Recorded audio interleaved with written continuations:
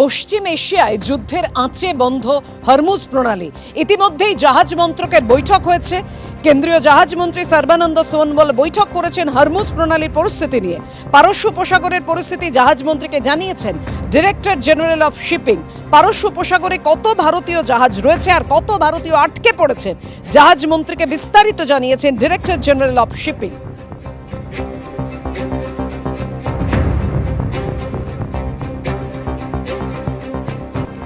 আশঙ্কায় সত্যি হলো, ভারতীয় তেলবাহী জাহাজের জন্য হরমুজ প্রণালী বন্ধ করল ইরান। একমাত্র চীন এবং রাশিয়ার জাহাজের জন্যই হরমুজ খোলা থাকবে এমনটা তেহরানের তরফে জানিয়ে দেওয়া হয়েছে।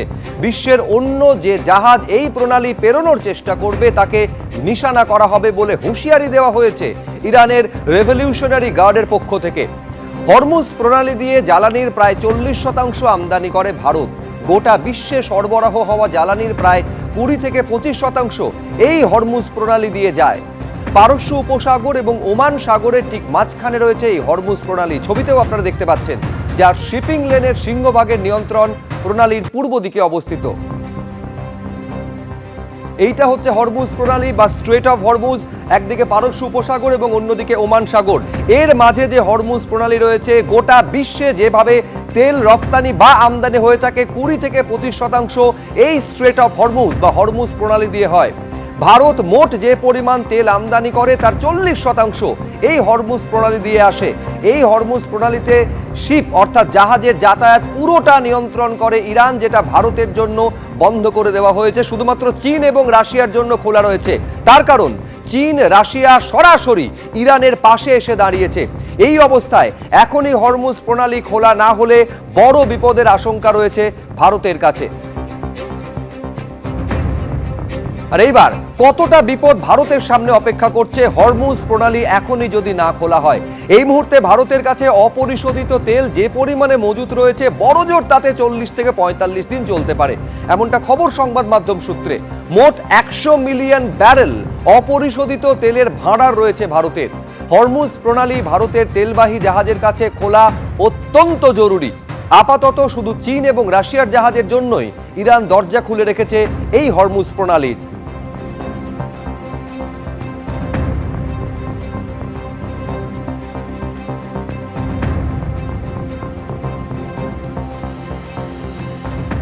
আপনারা কি কনফিডেন্ট? 100%। উন্নয়নের শ্বেতপত্র প্রকাশ করুক না, তাহলে তো দুধ কা দুধ পানি কা পানি হয়ে যায়। ভোটের জন্যেই শুধুমাত্র অনুদানকে ব্যবহার করা হয়, তখন সেটা অনৈতিক। আমরা চাকরি চাই, ভাতা চাই না। 1,500 টাকা কি সংসার চলে বলুন? কোনো ভাতা আমরা চাই না, আমরা চাই আমাদের চাকরি, আমাদের নারী সুরক্ষা।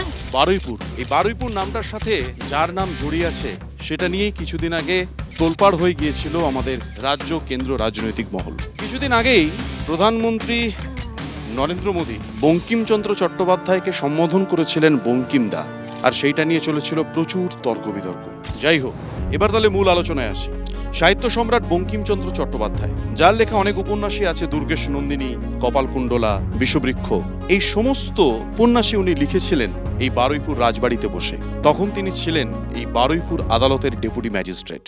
চলুন তাহলে একটু খোঁজ খবর নিয়ে নেওয়া যাক ভোটের আগে বারুইপুর পূর্ব বিধানসভা কেন্দ্রের মানুষজন, নেতা প্রত্যেকে কি ভাবছে, কথায় কথা বাড়ছে। চলুন দেখে নেওয়া যাক। বাজি কারখানাগুলোর উপরে নজরদারি বাড়ানো যাচ্ছে না কেন? আমাদের সরকার লাইসেন্স দিয়েছে, যারা লাইসেন্স ছাড়া কাজ করছে তার বিরুদ্ধে পুলিশ ব্যবস্থা নিচ্ছে এবং আটকও করেছে। প্রশাসনের দিক থেকে কোনো পদক্ষেপ কি আপনারা লক্ষ্য করেছেন? না, কোনো পদক্ষেপ আমরা লক্ষ্য করিনি। প্রত্যেক বছর সেখানে বহু ছেলেপুলে মারা যাচ্ছে এবং ইয়ং ছেলেপুলে। পুলিশের যখন পয়সার দরকার হয় তখন সেখানে রেড করে এবং সেগুলো আবার ছেড়ে দেয় তাদেরকে। প্রশাসনের ব্যর্থতা। সরকার নজর দিক এবং যেসব ছেলেপুলেরা মারা যাচ্ছে এবং যেসব ভিকটিম ফ্যামিলি এগুলো সাফার করছে, তারা যেন বিচারটা পায়। অবৈধ বাজি তো প্রশাসনের হাত থাকবে এখানে বন্ধ করার, সেটা করছে না, সেজন্য হচ্ছে। লিগাল যারা বাজি করছে তাদের ক্ষেত্রে কোনো অসুবিধা নেই। বারুইপুর পূর্ব বিধানসভা কেন্দ্রে জয়ের ধারা কিন্তু অব্যাহত রেখেছে তৃণমূল কংগ্রেস। 2011 সালে এই পূর্ব বিধানসভা কেন্দ্র বারুইপুরে এখান থেকে জিতেছিলেন নির্মল মণ্ডল। সেবার দ্বিতীয় স্থানে ছিল সিপিএম। 2016 সালেও কিন্তু ছবিটা একই রকম ছিল। নির্মল মণ্ডল জিতেছিলেন, দ্বিতীয় স্থানে ছিল সিপিএম। 71,000 বেশি ভোট পেয়ে তারা ছিল দ্বিতীয় স্থানে, আর বিজেপি ছিল 12,000-এর বেশি ভোট পেয়ে তৃতীয় স্থানে। কিন্তু 2021 সালে এই খেলাটা একটু পাল্টে যায়। সেবার নির্মল মণ্ডল 1,13,000 23,000 ভোট পেয়ে প্রথম স্থান অধিকার করে এবং দ্বিতীয় স্থানে চলে আসে বিজেপি প্রায় 73,000-এর বেশি ভোট পায় এবং সিপিএম 21,000-এর বেশি ভোট পেয়ে তৃতীয় স্থান দখল করে। এবারে কি হবে? বারুইপুরে জমি মাফিয়াদের কি দাপট বেড়েছে? বাড়িপুরে আর কোনো খানাখন্দ কিছু বাকি নেই, জমি মাফিয়া? না না, এসব বাজে কথা। সব ভরে গেছে। ছোটখাটো পুকুর ভরাট হয়ে একদমই সত্যি, একটা জমি বহুবার বিক্রি করে দেওয়া হচ্ছে। এর সঙ্গে বিএলআরও বা সরকারি প্রশাসনের লোকরা একেবারে বিপুলভাবে জড়িত। পুকুর বুঝিয়ে যে ঘটনা করলো, এই আনন্দপুরে আমরা যে দেখতে পেলাম, এসব এরই পরিণতি। আমাদের স্পিকার সাহেব হোসেনকে বলে দিয়েছে কোনো প্রধান বা কেউ জড়িত থাকলে দল তার রিয়াজ করবে না। বড় বড় পুকুরগুলো বন্ধ করে দিচ্ছে। যারা যাচ্ছে প্রতিবাদ করতে তাদের উপর অত্যাচার হচ্ছে। কোনো পঞ্চায়েত মাটি কাটাকে সাপোর্ট করবে না, দল বলে দিয়েছে। যে করছে পুলিশ আইনত ব্যবস্থা নিচ্ছে। আবাস যোজনার টাকা কি আপনাদের প্রত্যেকের কাছে ঠিকঠাক করে পৌঁছচ্ছে? হ্যাঁ, নিশ্চয়ই পৌঁছচ্ছে। অনেক জায়গায় বাড়ি করে দিয়েছে। নাম এসছে, পৌঁছচ্ছে না, এটা বাস্তব ঘটনা। হ্যাঁ, এগিয়ে ঘর পর হয়ে গেছে। আপনি দেখবেন গিয়ে আমাদের কাটাকালের পাশ থেকে দেখবেন প্রত্যেকটা ঘর এগিয়ে হয়ে গেছে। আমাদের মুখ্যমন্ত্রীর টাকাও ঢুকে গেছে, কাজটার জন্য কাজ শুরু হয়ে গেছে। আপনি এই প্রবীণ নাগরিকদের জন্য যে সুবিধে সেগুলো পান? না, আমি কিচ্ছু পাই না। ওনাদের মতবাদের সাথে আমরা মত মিলাই না বলে তাই পাই না। বার্ধক্য ভাতা পাই। আচ্ছা, এইখানে কি রাস্তাঘাট আগের থেকে ভালো হয়েছে না খারাপ হয়েছে? সরকারি পয়সায় যেটুকু হওয়ার সেটুকু করে, কিন্তু বেশিরভাগটাই এরা ধরুন 4 আনা দেখালো তো 12 আনা ওরা লুটে নিল। কিছু কিছু জায়গায় ল্যাগ থাকতে পারে, কিন্তু মোটামুটি ওভারঅল ঠিকই আছে। মানুষ তৃণমূলের কাজে বিতৃষ্ণা এসে গেছে, তারই প্রতিফলন পড়বে এই ভোট বাক্সে। মমতা গরিব মানুষের বাজেট করেছে, সাধারণ মানুষের বাজেট করেছে। মমতা ব্যানার্জি বুঝিয়ে দিয়েছে কেন্দ্র আমাদের বঞ্চনা করেছে, তার বিরুদ্ধে মমতা ব্যানার্জি রাজ্যটা বুঝিয়ে দিচ্ছে যে আমাদের সাধারণ মানুষের জন্য মমতা ব্যানার্জি আছে। কিন্তু কেন্দ্রীয় যে বাজেট হয়েছে পশ্চিমবঙ্গের জন্য ঢালাও টাকা এসেছে উন্নয়নের খাতে।